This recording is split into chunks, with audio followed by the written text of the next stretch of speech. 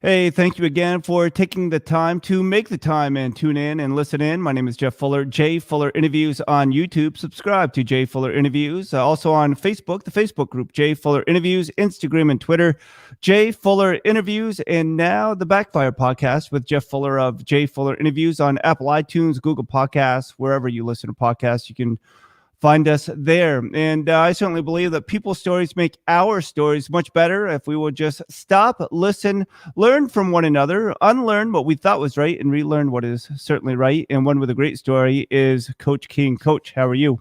I'm great, Jay. Thanks for having me. Yeah, man, it's so good to have you on. Mark King makes some time. You are in sunny Florida. Can you say that about Florida? Is it sunny now? It is still sunny. I don't think that they turned the heat on the sun today, but it's a little cold. But it's always beautiful and sunny here. I love Florida. It's man, I don't know why anybody lives anywhere else, but more room for me, I guess. I don't know. Now, I'm a huge basketball fan, and I had the privilege and opportunity to interview Jim Sweeney from Boston College. The Playing for the Mob ESPN 30 for 30 kind of made him famous or infamous. And from there, he introduced me to FIMBA, which is just amazing. But then I had opportunity to interview Greg Kite, who played for the Boston Celtics and certainly won championships with them. And so it was just a phenomenal interview. The guy is a phenomenal man, and he certainly is one that is not short. But it seems as though he is not short on talent as well. Can you just share with me your first introduction to Greg Kite? Sure. Yeah, I met Greg. Obviously, Greg played for the Orlando Magic for I want to say 4 or 5 years. I had a mutual friend connect me with him. And this was the first year, I want to say 2009, maybe 2010 early. And I had an opportunity to meet with Greg, and Greg was very interested in being a part of what we were trying to do with the Florida Flight. And so from that conversation, we settled on him coming on board as a general manager for the Florida Flight, which was very instrumental. He brought in a couple of big name people, big name sponsorships. We got a sponsorship with the Florida Hospital, which is now Advent Health. But after a couple of years of being in that league, 2 different leagues, Greg and I kind of put our heads together and came up with a new concept, which is pretty much taking minor league basketball by storm. People are really starting to appreciate and respect what we're doing with the FBA, a state-specific league. Greg has, it's funny. I was just meeting with Greg earlier today, and I told him, I said, "Hey, big fella," I was like, "It's time to really put you out there this time of year now with the league, because he brings such a talent. He's with Poly Wealth Management. He's got great experience with coaching and basketball. Obviously, his wife has a school. A lot of people don't know they adopted, I want to say 13 kids. And he's just he's a faith-based guy. He loves God. He loves Jesus. But he's got a very, very strong acumen of business and basketball, which is just proven to be, the value is infinite for us. And it's nice that, the crazy thing, Jay, is he's like my friend, like 2-time NBA champion is like one of my good friends.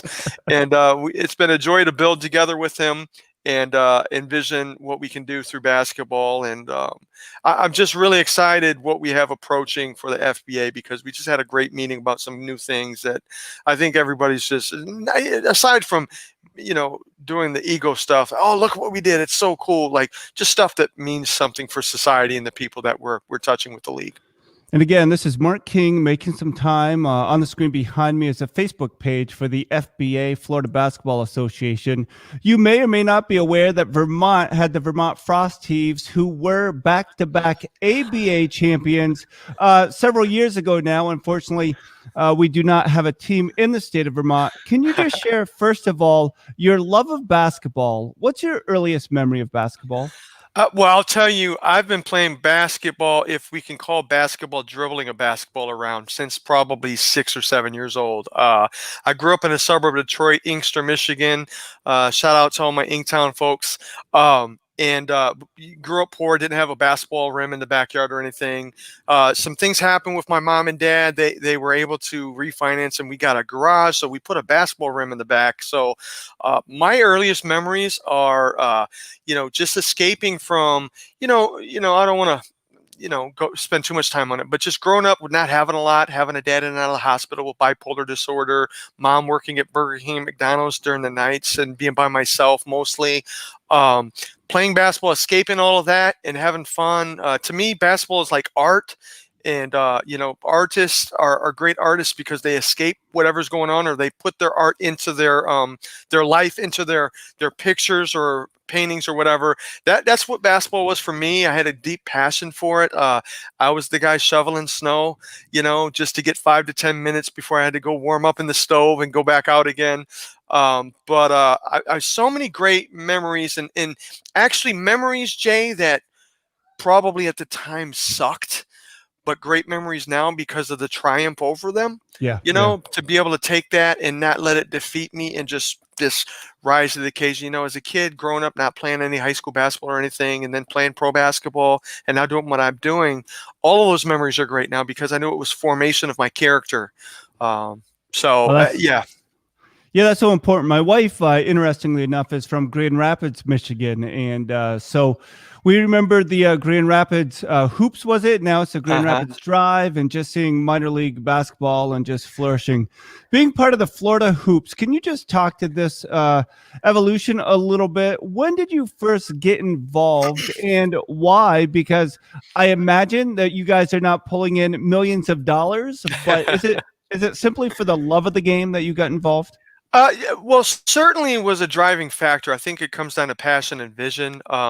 As somebody who played in the minor league level, my first really well-paying gig was that when I was 31, and I wasn't even playing a lot. You mentioned Will Voigt. I'm very familiar with the ABA and Will Voigt. I've spoken with Will on occasion. In fact, I played in the CBA with the East Kentucky Miners. My roommate is Brian Levy, who is actually the general manager, I believe, the Fort Wayne Mad Ants.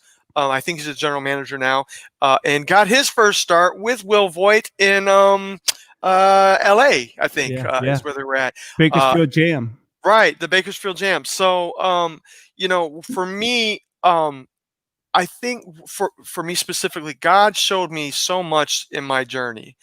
And when I was set to play my 4th season with the Chicago Throwbacks in the Premier Basketball League, I had gotten to know the owner of that league, Dr. Sev Weinig.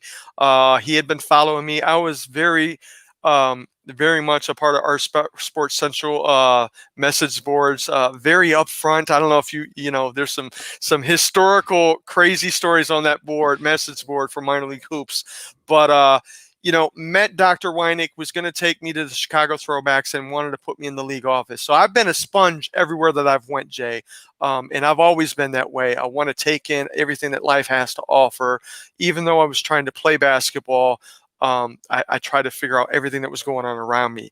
But when I was getting my physical, I ended up passing out, giving blood. And it was this doesn't make any sense, and I can't even articulate it properly. But when I woke up, I had this overwhelming feeling of staying home instead of going to Chicago. My wife was pregnant with our firstborn child, Angelica, and I just felt like I needed to be a husband and a father now. I didn't want to leave her. She had family coming in from Sri Lanka that was going to be here while she was going through the pregnancy. And but I just, I felt like I just felt like that was what God wanted. But after that, I had this desire to play. I was just coming off a great season with the East Kentucky Miners. Ended up scoring 5 points in 4 minutes at the last game of the season. We scored 194 points, Jay. It was ridiculous. I think, if I remember, I think you interviewed Brandon Paquin, who was a part of that. Yeah, I did. So Brandon, we were all right there. In the mix of that, but I wanted to still play. So the original idea was, well, I'll just play for the team I own. Because while I got opportunities late, I didn't really feel like, and this is me, and we're all a little bit selfish. Yeah. I felt like I had more to give. And so the original intent was to create the Florida Flight and to create something back home in Orlando, which is what we did. Now, like 2 months into it, literally 3 games into it, I turned into the head coach because I realized that playing and owning a team and being a Jackie Moon, so to speak, if you ever watch the movie Semi-Pro, I just felt like I couldn't do it all and do it all as well as it needed to be done. And I also knew that as a 32-year-old, my pro days were behind me. And I knew that if I was to take any minute on a court, it was a minute being taken away from somebody that was much younger that probably had a lot more upside. And so I really needed to sacrifice that. And then I was just able to focus on the business and being a visionary. And that's where the FBA comes in and all of that stuff. Everything happens for a reason. But Greg and I, having these great meetings, and not just Greg, so many people that have been contributors of the FBA, building something that really worked. It was far more important to me to in the overall vision to fix minor league basketball in the United States, which is really what we've set out to do since 2012. Well, Coach King makes some time. It's at Mark King 14 on Instagram, at Mark King 14 on Instagram. If you're listening on the podcast, which is the Backfire podcast with Jeff Fuller of Jay Fuller Interviews. Coach, I just want to ask you, how difficult was it for you to transition from a player to a coach? Because I know a lot of times players do not make great coaches. Now, I was not a very good player. And I remember a coach telling me, Jeff, you will be a great coach one day because you know what to do. You just can't do it. So I thought that was maybe a compliment or certainly an explanation of why I spent so much time on the bench. But for you, transitioning from playing to coaching, was that hard? It's still hard, actually, Jay. In fact, I got to, people don't know, we've been doing closed scrimmages in the FBA. On Sunday, yesterday, we had the Florida Flight, the Brevard Bobcats, the St. Pete Tide, and the Winter Park Storm in the same building. Now, we didn't video it. It was no fans. We just wanted to try to be innovative and kind of get everybody in the same building. And towards the end, guys got a little tired. We went about 3.5 hours. And so a couple of our Florida Flight guys had to go, so I played. Yeah, and actually, believe it or not, I don't know, but I played well. So being 44, I still stay in shape. I have a Florida Flight Basketball Academy, so I always wanted to be a coach that could also do with the kids, and I'm always going to stay in shape. But it's very difficult for me personally to still feel like I have something in the tank. So I've struggled with that the whole entire time of the Florida Flight, wanting to play for my own team and wanting to just get out there and compete. I love to compete. I love to win. But from a coaching standpoint, though, and I think this is where a lot of the coaches get it wrong. It isn't about being a good player. You have to have a very good intellect. You have to have a psychology to what you do. You have to have sharp critical thinking skills and analysis. I'm well read. I've studied Pat Riley, Coach Popovich. I've read the Pistol Pete books, the Isaiah Thomas books. Isaiah Thomas, my favorite hero of all time. Even I know everybody has their feelings about him, but I'm riding with Isaiah all day long in my bad boy Pistons. For what I have found is a new joy, though, especially with my kids. That in the academy, I have 44 kids in our basketball academy now, but seeing them start at such a young age, and I don't have anything to unlearn, Jay. I'm teaching them from the ground up, and that's so much. I'm not saying I like either one better than the other in terms of pros versus the kids, but at the pro level, guys have been doing whatever they've been doing with whatever coaches they've had, some good, some bad, some mediocre. But having to try to fit into their world and adjust them and get them playing the basketball that you think they should play. And then you have the dynamic of, do they think you know what you're talking about? Yeah. Fortunately for me, and I think this is probably a big part of any success I've been able to have, is because I'm able to play. And I've also, you can Google me, it's sometimes I said it yesterday when I was playing, I was like, you better check the resume.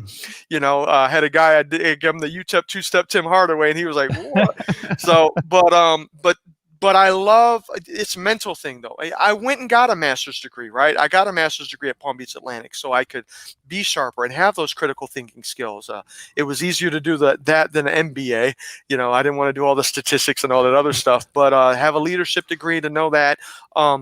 but it's still a challenge. So it's a gift and a curse. I don't know if it's a long-winded answer to ask, to respond, but um, you know, it is always probably going to be difficult. I will miss the days. My biggest regret, Jay, is not being able to capitalize on how good I had gotten with Coach Keithley in the East Kentucky Miners and play another season after that rise.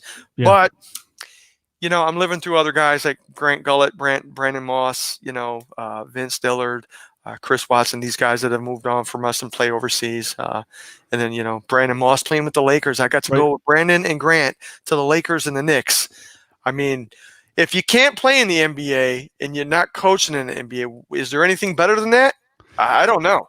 Yeah, I doubt it. And I know for myself that we actually have our first basketball practice this week at the high school that I help out with. And it's just interesting now that with younger students, we're building in those 10,000 hours, where with collegiate players or professional players, some is ego management, but a lot is just dealing with the habits that they already have because they put in those 10,000 hours or whatever. And I just know, just laughing a little bit, I went and played, I don't know, this summer outside, and I had a great game. And so I went back the next day and I had 0 legs. I mean, being almost 46, they go quick, back to backs. They aren't for me. So, Coach, I want to ask you about the Florida Basketball Association. Are you seeing other states doing something similar? When do you think it will expand where you're playing other states, or is this just simply within Florida that you're having this league? No, so a lot of people don't know this. We've always had the intention to expand and take this league, but we had to get the Petri dish beta test right, and we've got it right. And a lot of people don't even know how to do basketball in the United States the right way. Like if you notice, Jay, and it's not hard to figure out. All of the new leagues that there's new leagues that popped up, and there's leagues that have been around a couple years. It's the definition of insanity, Jay. They keep doing the same things over and over again, expecting different results. And we're far different from all of them. Like I've had teams call me out of Georgia on the border, Savannah, Valdosta, wanting to play in the FBA. And the answer was no. And they didn't understand that, but I was like, we're not the Florida Georgia Association. We're the Florida Basketball Association. Now, what a lot of people don't know, like obviously I don't it's a competitive industry, even let alone just the playing part. I don't show my full deck. I've been having conversations for the last 5 to 7 years all over the United States with people. We are going to form, we are probably at the cusp, probably could have been doing it next year or this year, but because of COVID, we had to delay. But we've got 3 other states really about ready to go. That will be Michigan, Kentucky, and Georgia. And then I've had inquiries out of Alabama. There's a couple of people that I do trust at doing minor league basketball that I think will pull into the whole fold as well. But there will be, it's named, but I can't even go into this now for legalities. There is an umbrella that is trademarked that is going to be over the FBA, the Michigan Professional Basketball Association, the Kentucky Basketball Association, the Georgia Basketball Association. All that is going to happen. But we're not in a hurry like everybody else, Jay. Like all these new leagues come up and they think that they're going to get credentialed from having 50 teams. And I have a master's degree, Jay. You can't manage that kind of uncontrolled growth. You don't even know how to do your own team, let alone 8 teams, let alone 50 teams. So there's been a process to what we've been trying to do with the FBA. We have a lot of retired NBA players behind us that nobody even knows, that are supportive, that have been friends and colleagues. And, I speak to Jay Fiedler. I speak to him from time to time, who owned the East Kentucky Miners. He's been a great mentor of mine. So there's a lot of people behind the scenes, and maybe overnight, all of a sudden, it's going to just be like, boom, here we are. And everybody's going to be like, holy moly, I didn't know. And at that point, maybe we'll bring them to the table and put them under our umbrella. But, they don't know how to monetize this properly. We do. Yeah. We're not going to give that information out. We know what we're doing. But it's not to just compete. The problem is, Jay, and I don't mean to just monopolize the time on talking, but at the end of the day, people have shown too much ego and pride in minor league sport, minor league basketball in the United States. Everybody wants the credit, but very few want to do the work and the Yeah. intelligent part to get it right. And in 2011, I led a conference convention in Chicago with 4 or 5 different teams from different leagues, and we formed the United Basketball Federation of America, and it never really got off the ground. For one, the people in charge wanted me to be the CEO and work it for nothing, for free. And for two, we just had philosophy differences. And much like the coach that would rather have a player to take from ground up, dealing with other people's baggage and their broken philosophies is just too time consuming. And so I'd rather just, build from an organic place where people can learn from the beginning how to do it. Where does that entrepreneurial spirit come from? Is it from your upbringing that you said was a little bit difficult when you grew up just outside of Detroit? I think so, a little bit. I've been working since 13 years old. I used to sell $4 boxes of candy for Michigan Elite Teens. And I learned it. And plus I was really small, right? So I think part of it was parents and adults couldn't say no to me because I was this kid asking them to buy some peppermint patties for $4. And even then, I would sell those boxes of candy and get $1 for every $4 box, right? Yeah. So even at a young age, I figured out that there was this top seller bonus. If you were the top seller on the crew, and we had about 8 to 10 of us, you got an extra $10 to $15. So Jay, what I started doing is offering a deal because people couldn't decide, did they want the caramel clusters? Did they want the peppermint patties? So I was like, all right, well, how about 1 for $4, 2 for $7, 3 for $10? Yeah. And so I would sell 3 almost to every house. I sold 82 boxes in like 4 hours one day. 82 $4 boxes, and I got the top seller bonus. So even as a kid, and I don't know where it came, I think maybe God gave me that spirit. But I think through the hard work and the blue collar society of Michigan, especially Detroit, I think there's a piece of me that you got to work for everything you get. You don't ask for handouts. You just figure it out. And I've been figuring a lot of stuff out, but the biggest challenge for me, Jay, was getting the education behind it, because growing up in a suburb of Detroit that isn't wealthy, that doesn't have the best school system, I wasn't educated as well as many people. I'm not going to Harvard. I'm barely, I got student loans out the wazoo, Jay, to go to University of Pikeville and Palm Beach Atlantic, but it was a necessary component because it taught me how to think, and I started understanding how to vision properly, how to formulate things, critical thinking, watching agenda biases, and the knowledge that you're getting in and receiving in, so much stuff. But yeah, I guess just being from Detroit and I think it's God-given. Again, I should have the answer is it's God-given. Again, Coach Mark King makes up time at flighthoops.com, talking about the Florida Basketball Association as well. And Coach, obviously with COVID, it kind of messed things up for a lot of people. Did it set you back a lot, or was it just a time that you had to readjust, refocus? So I don't want to make light of the trials and tribulations that COVID has caused. But I'm going to be honest with you, Jay, COVID's been great for me.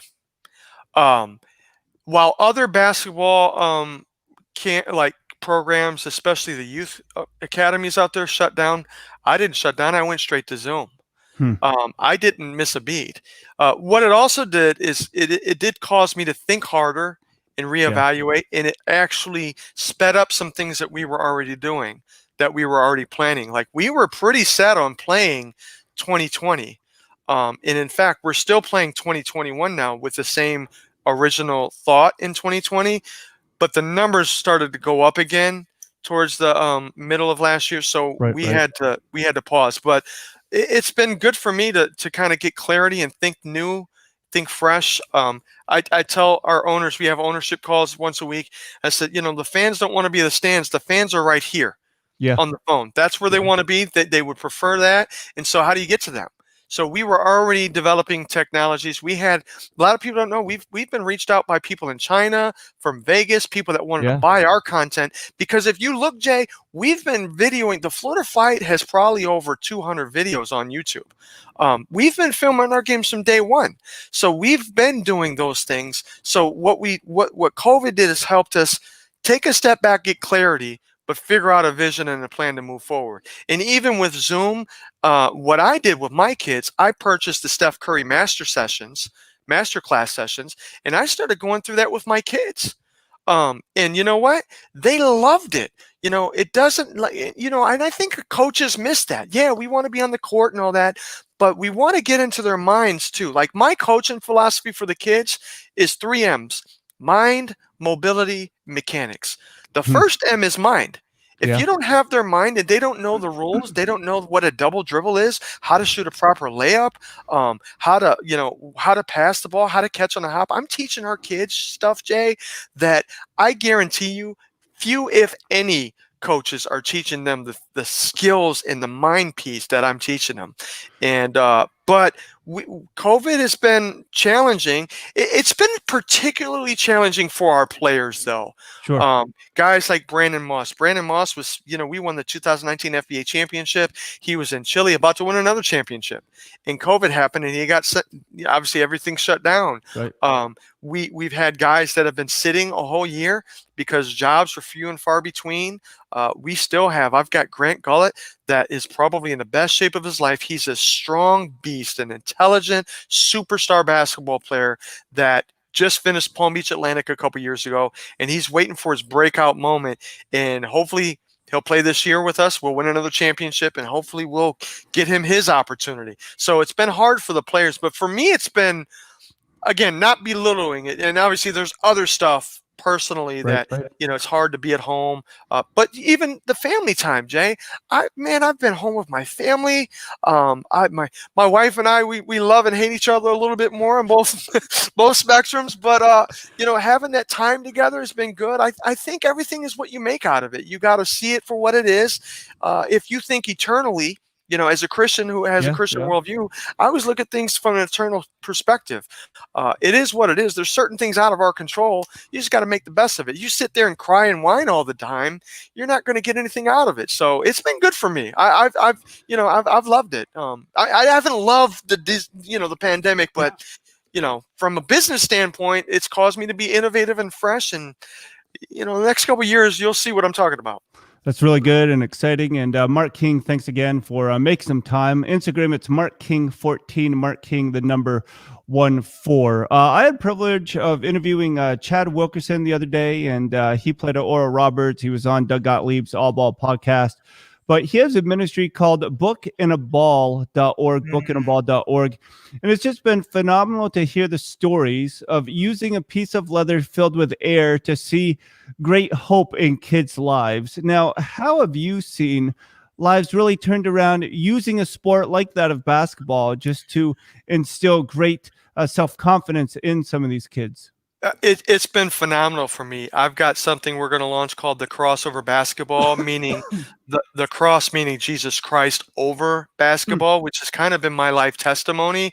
When you can love something like the thing with me, Jay, is I was cut every year. Like I was the kid that no coach wanted. All throughout high school, middle school, never played. Was told I wasn't good enough. Now, when I changed my life around and started being a real Christian and starting to really walk that walk, coincidences, I guess, but I don't think they're coincidences whatsoever. I went from like 5'2" to 5'11" in about a matter of 2 years. And my mom is 5'1", my dad was 5'2", my sister was 5 foot. Like I don't know where it came from, but one thing that is important is for you to have hope, whether you believe in Christ or not. Hope is what activates someone's faith. You can't pursue anything. You usually won't pursue anything if you don't have at least a smidgen of hope. Yeah. That's what the FBA does.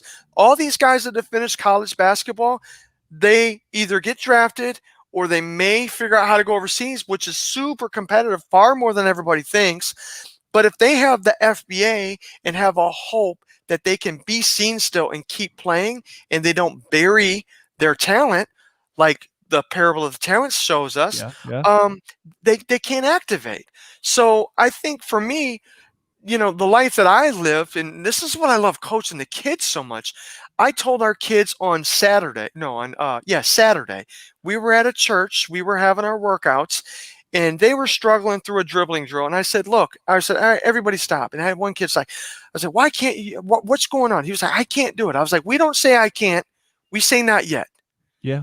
And so I said, listen, guys, some of you are not athletic, and that's okay, because you know what? I wasn't athletic. But if you love this game, there's a reason for it. It's a purpose. If you try to find the why and why you love basketball, or why you even want to be on a basketball court, the end result will always be, that's just who I am. Yeah. And so, and when we're in public schools, we can't go there. But when we're in a Christian setting, I say, God designed you that way. Right. And it doesn't mean you're going to go to the NBA. It doesn't mean you're going to make money playing basketball.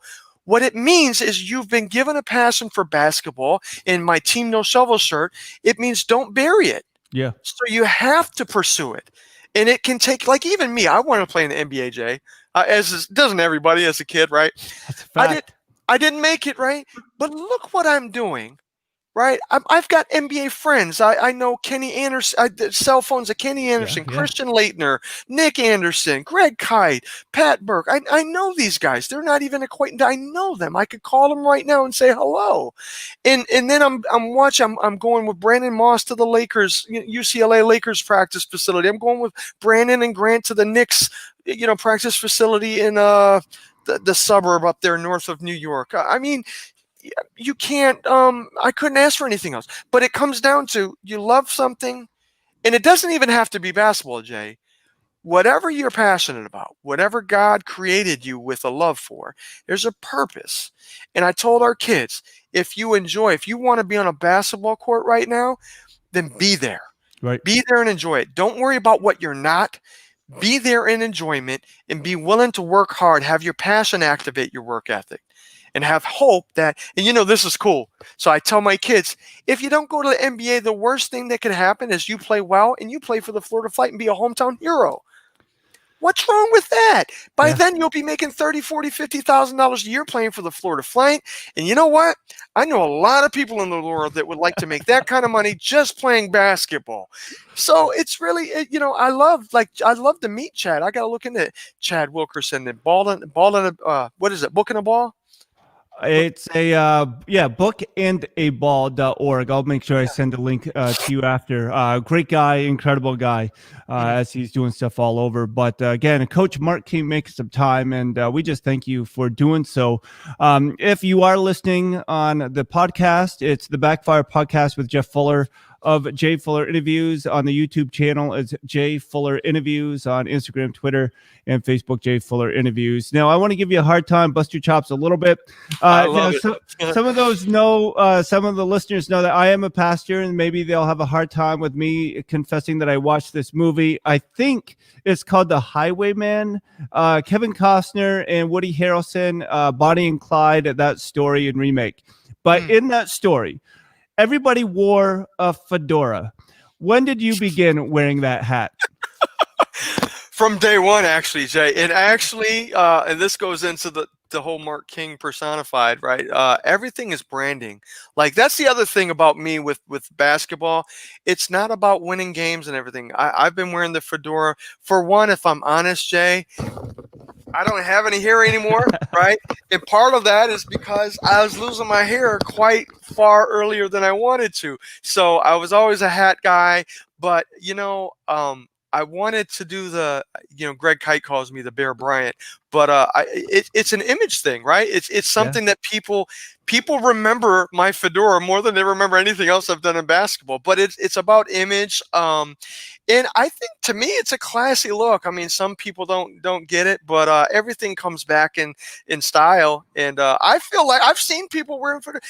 We saw Stan Van Gundy was wearing a fedora, and I know Stan. I got to meet Stan a couple of times. He was with the Magic. I email him from time to time. I loved it. He took the Detroit job, and I was really trying to get an assistant job out there, but didn't work out. But Stan's even wore a fedora.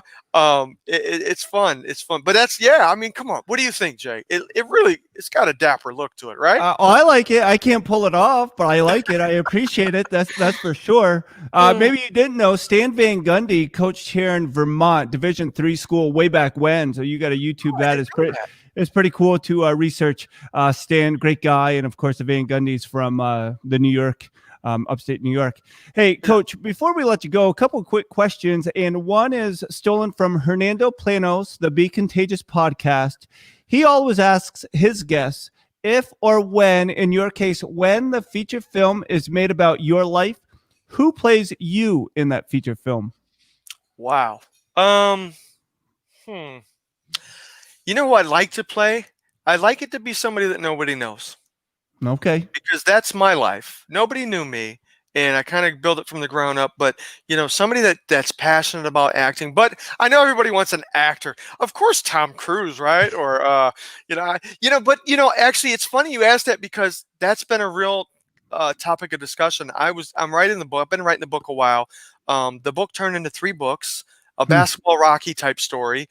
And I've had some people inquire a little bit about the movie stuff, mostly upstart companies but with the Netflix movement and Hulu and everything and Amazon movies, my wife and I were talking the other day, this is a real shot. Maybe it's a movie that could get done on a low budget, feature the University of Pikeville really well. It's a beautiful country.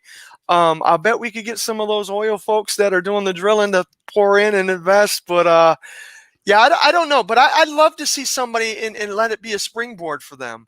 But there'd be so many facets, that me as a young kid, me as an old guy, me as now. I don't know. I don't mean to be who knows if it happens or not. I let God do what with it, but we'll see. Yeah, but Tom Cruise, right? I mean, well, I short. guess, and I always share with guests. That I would pick Dwayne the Rock Johnson to play me, because we look so much alike, at least in the shoulders. So, at least in the shoulders. Everything else, I don't know, but yeah, who knows about that?